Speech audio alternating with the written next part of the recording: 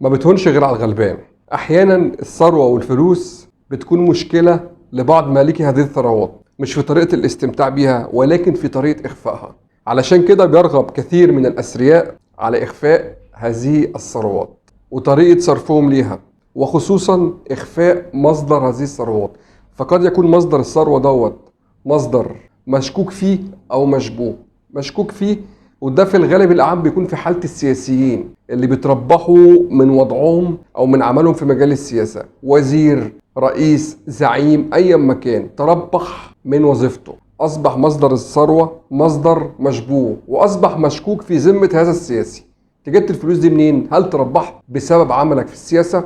وممكن يكون المصدر مشبوه، وده في الغالب الأعم بيكون في بعض من طبقة رجال الأعمال أو من بعض الأثرياء اللي أصبح معهم ثروة طائلة بدون مصدر شرعي، فبيحاولوا يخفوا هذه الثروات. ومن هنا جه التسريبات أو الفضايح أو الوثائق التي سميت بوثائق بندورة، التي هزت الرأي العام وستهز الرأي العام في الفترة الجاية. إيه حكاية بندورة وإيه حكاية التسريبات والفضايح ديت؟ خليكم معايا.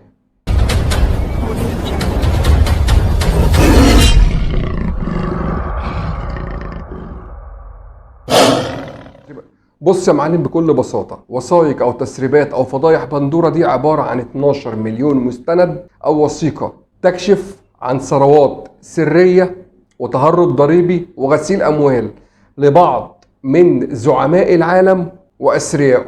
وتم الحصول على تلك الوثائق أو الفضايح أو التسريبات من قبل أو من الاتحاد الدولي للصحفيين الاستقصائيين أو صحفيين التحري الموجود مقره في واشنطن عاصمة أمريكا.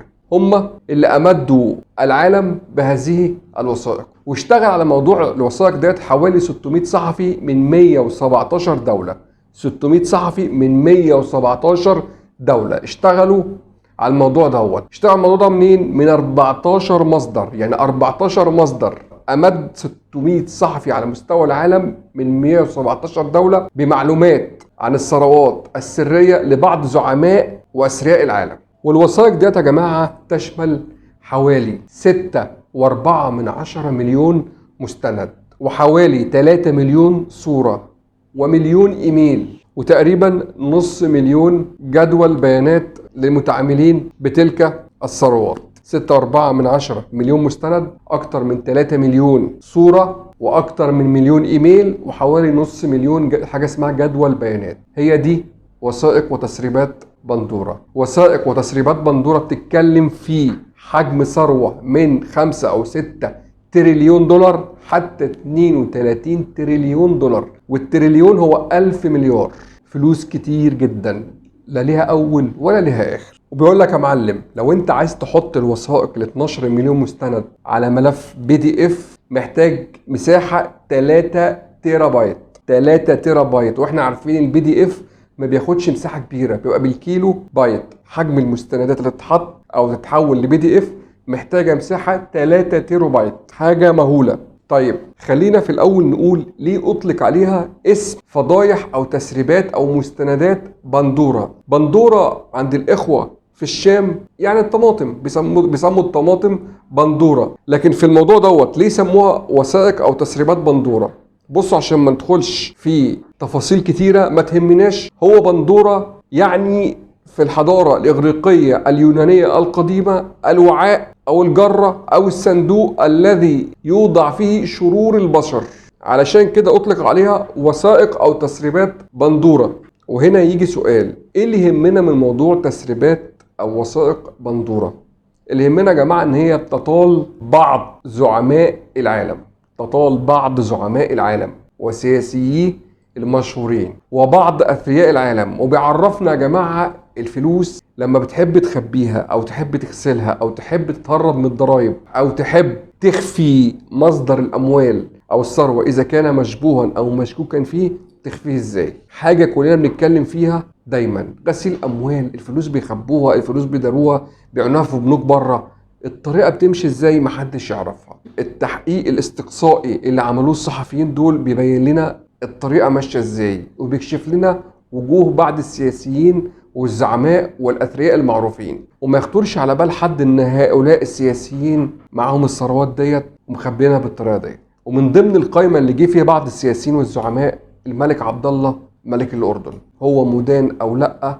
أنا ما أقدرش أقول أو لأ، بس هو اسمه جه في تسريبات بندورة. يقال إن هو اشترى عقارات في أمريكا وفي بريطانيا بحوالي 70 مليون جنيه استرليني أو أكتر من 100 مليون دولار. اشترى شوية شقق وشوية فيلل في أمريكا وفي بريطانيا. وطلع بعد كده الديوان الملكي الأردني أكد تلك المعلومات، ولكن قال إن هذه المشتريات أو العقارات هي من حر مال الملك عبد الله.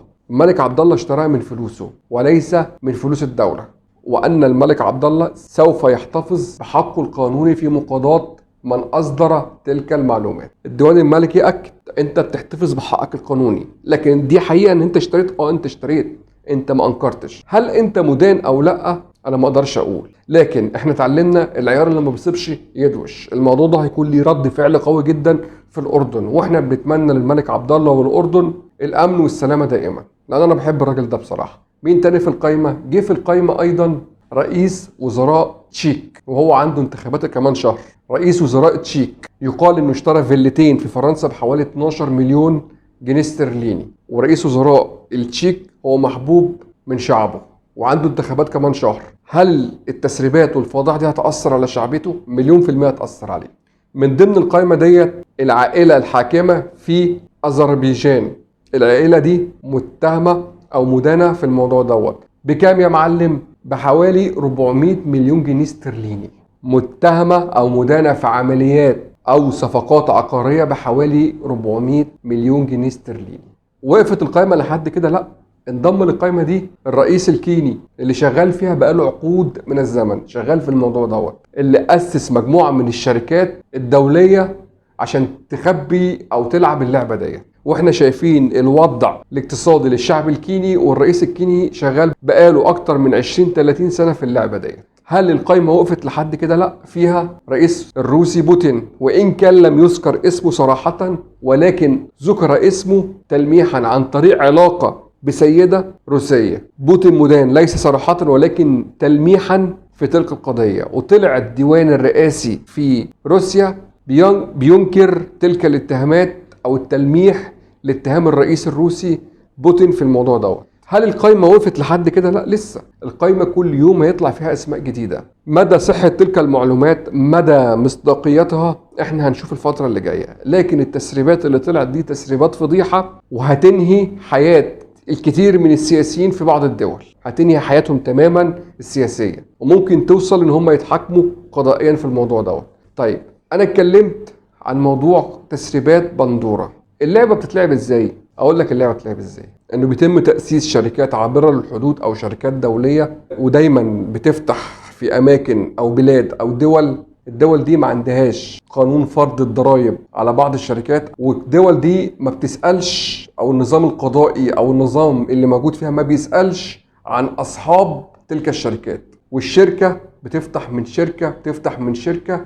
المهم يا معلم ان الشركة دي بتتوه. انا بفتح مقر رئيسي في دولة ما، الدولة دي بتتميز بنظام ضعيف، نظام ضرائب ضعيف، نظام قضائي ضعيف، نظام امني ما بيتتبعش اصحاب تلك الشركات، نظام ضعيف. المهم ان الشركات ديت بتفتح على الورق، شركات بتفتح على الورق، ليس لها مقر وليس لها مدير وليس لها موظفين، بس كله يا معلم تستيف ورق. والشركة دي بتفتح وبيتم تحويل الأموال إليها، ومن خلال تلك الشركات الفلوس دي بتتحول من الشركة دي لشراء بعض العقارات أو شراء بعض الأشياء في دول تانية. وأصحاب أو مؤسسين الشركات ديت دايما بيخبوا اسمهم في الشركات ديت، ومن خلال ما يخبوا اسمهم يقدروا في أي وقت إن هم يسحبوا الفلوس ويعملوا إيداع للفلوس وتحويل أموال للخارج. الشركات الدولية أو الشركات السرية اللي بتتفتح دي دايما بتتفتح في بعض الدول. ومثال للدول اللي بتفتح فيها الشركات ديت في سويسرا، في سنغافورة، في جزر زي جزر كليمان وجزر العذراء في بريطانيا.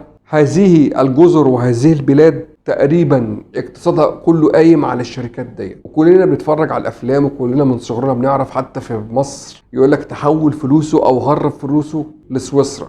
سويسرا من ضمن البلاد دي. الشركات دي يا جماعه في شركات تانية شغلتها ان هي تشغل الشركات دي، يعني في شركه وسيطه هي اللي بتهندل لك كل شيء، هي اللي بتظبط لك كل شيء. وهنا السؤال، هم ليه يا جماعه بعض الاثرياء وبعض الزعماء بيعملوا كده؟ يعني لما تيجي تقول ان سياسي بيشتري عقارات وبيخبي فلوسه بالطريقه ديت، ليه بيخبيها بالطريقه ديت؟ علشان نظام الحكم مش مستقر، ممكن في اي لحظه يطلع بره، خايف من الجرائم ان حد يستولي على الفلوس ديت، خايف من النظام القضائي في بلده، خايف من حاجات كتيره. يقول لك انا احط فلوسي في اكتر من دوله بره، بحيث لو سبت البلد وفكيت اعرف اقعد في البلد دي او في البلد دي وفلوسي في حضني، ما عنديش اي مشكله. في بعض الناس السياسيين او الزعماء السياسيين بيلعبوها كده، وبعض الاثرياء بيلعبوها انا عايز اخبي مصدر فلوسي، عايز اغسل فلوس. طب اغسلها ازاي؟ عن طريق شركات زي كده، شركه وهميه بتتاسس في دوله من الدول ديت واحول لها فلوس، ومن خلال الشركه دي اقدر احول لبلد تانية وثالثه، اشتري عقارات واسس لاي شيء، وده كله غسيل اموال. وهي دي قصه تسريبات ومستندات بندوره. الفتره الجايه يا جماعه هنتفرج على فضايح وهنتفرج على كوارث هتحصل من خلال تلك التسريبات. وهنا هسأل سؤال اخير، القائمه يا جماعه ما اتقفلتش، القوس اتفتح وهيكر اسماء كتيره جدا على مستوى العالم بما فيهم مصر. لكن هو السؤال، حد شاف اسم الرئيس عبد الفتاح السيسي او الحكومه المصريه في الموضوع دوت؟ اللي بتغنوا وبتكلموا عن فساد الحكومه، ان الحكومه بتضرب فلوس والرئيس وبيعمل وبيسوي، الرئيس السيسي اللي اتبرع بنص فلوسه، حد شاف اسمه؟ طيب حد هيشوف اسمه في بقيه القايمه في الفتره الجايه؟ يعني حد هيشوف اسمه ينزل على القايمه في الفتره الجايه؟ مستحيل. انا كل ثقه في امانه ونزاهه الراجل دوت. على العموم حبيت اوضح لكم ايه قصه تسريبات بندوره، لان الفتره الجايه هنسمع الاسم ده كتير. واشوفكم في فيديو جديد ان شاء الله رب العالمين، والسلام عليكم ورحمه الله وبركاته.